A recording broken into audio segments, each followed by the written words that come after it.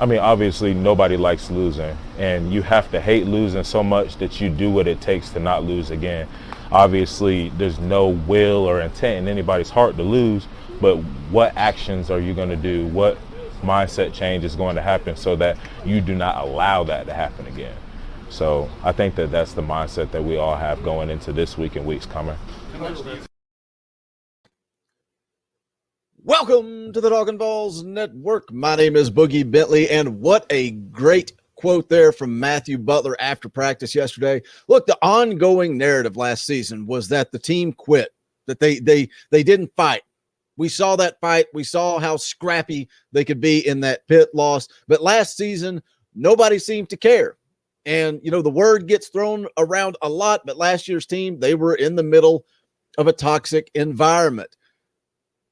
This week after the Pitt loss, the narrative after the game was that that locker room was full of pissed off players. Losing is not acceptable to the team this year.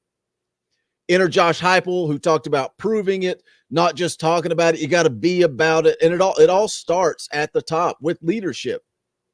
Yesterday, we looked at a quote from Tyler Barron, and these guys, they are not happy. They are not content with losing. They don't appear to be just going through the motions. Losing is not acceptable. They expect to win. Butler later went on to talk in his interview. He talked about going out, doing things the right way, but also bringing somebody along with you.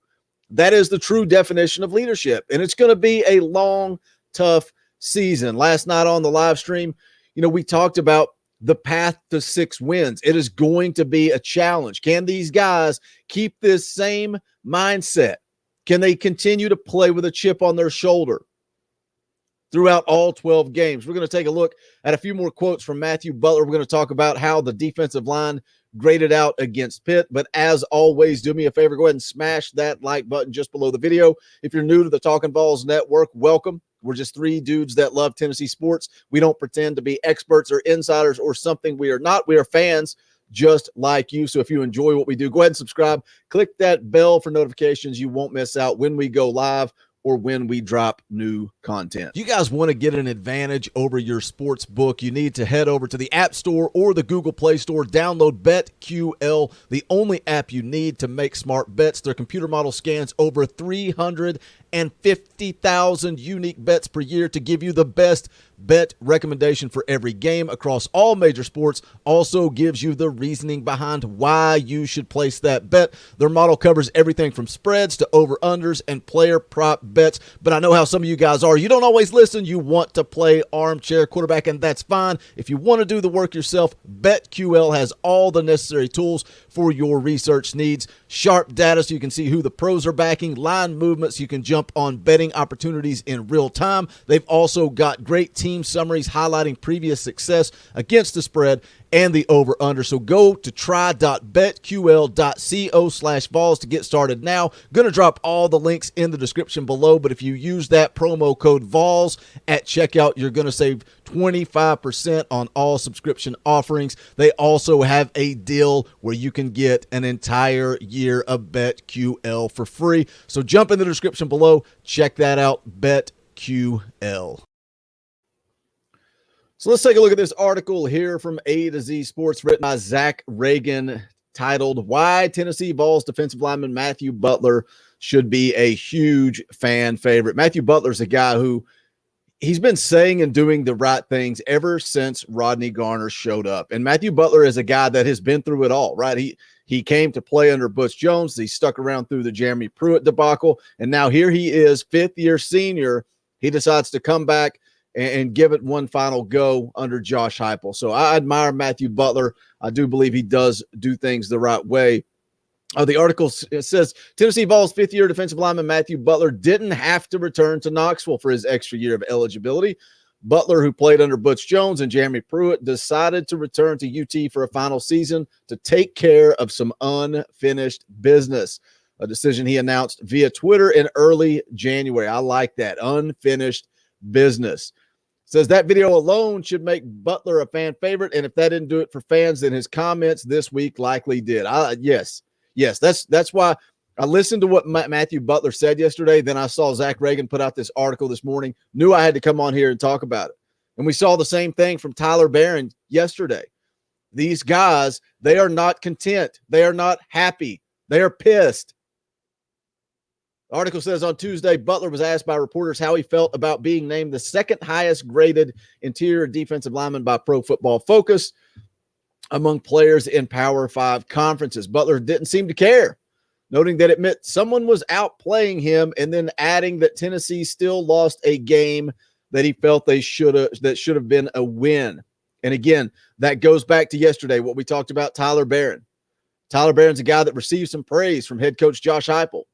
He kind of blew it off. He said it didn't matter. Doesn't matter how good you play if your team loses. And we're seeing that same thing here from Matthew Butler. Team above self. That's how you rebuild a program. That's why when we pumped out all the videos, we talked about it on live streams, all spring camp, all fall camp, talking about the culture. Why does it matter? Well, this is why it matters. Because Josh Heupel has successfully changed the culture in Knoxville. These kids care more about the team, they care more about the family than they care about themselves. That's how you start to rebuild. Now, that doesn't mean they're going to go out and win 8-9 games this season. And that's something we tried to reiterate all throughout camp when we were talking about this. We were talking about the things that Josh Heupel is doing right. It doesn't guarantee wins, but that's how you rebuild a program. We know this is a rebuild. We know that it's going to take time. Go out, try to get to 6 wins this season. Get it done on the recruiting trail. NCAA announced some changes to recruiting this upcoming season. So we're going to see Josh Heupel be able to go back to the transfer portal. He's getting his guys. He's getting the pieces in place for offense. He's getting speed at wide receiver. He's got his quarterback in Taven Jackson. He's got some help on the offensive line. I think we're going to see Josh Heupel go back into the transfer portal to try to help put pieces in place to get this defense going in the right direction. But the defense is already going in the right direction. And yes, I know we talked about during the post-game show, Indy Kid not happy with the defense. Dauber, on the other hand, kind of felt like the defense played well. I'm kind of right there in the middle. Part of it is, look at the turnovers, 3 turnovers. Tennessee's defense was put in a bad position multiple times throughout that game, and they still fought. They still competed. Yes, they gave up 27 points in the second quarter. But you have to look at the reasons for that. The lost fumbles, the interception from Hendon Hooker late. Tennessee's defense was repeatedly put in bad situations, and that's part of it. That is part of with this Josh Heupel offense. When they want to go quick, the Tennessee defense is going to have to be on that field a lot. But when you go to Pro Football Focus and you look at the grades, and yes, take it for what it's worth. Some of you guys don't buy into these ratings. I like them. But for the second week in a row, the defensive line is flooded at the top of guys on this defense. Matthew Butler graded out at a 90.9, played 63 snaps. Tyler Barron's a guy that's up there. Elijah Simmons graded out 72.3. DeJoun Terry. You're seeing this defensive line regularly go out and compete and do things the right way. And we all know where that starts. That starts with Rodney Garner, a teacher, a developer of talent. This defensive line, we thought was going to be one of the struggles for this defense. Instead, they are showing to be a strength. They've got to get after the quarterback a little bit better. They did have 2 sacks against Bowling Green, one from DeJoun Terry, one from Tyler Barron.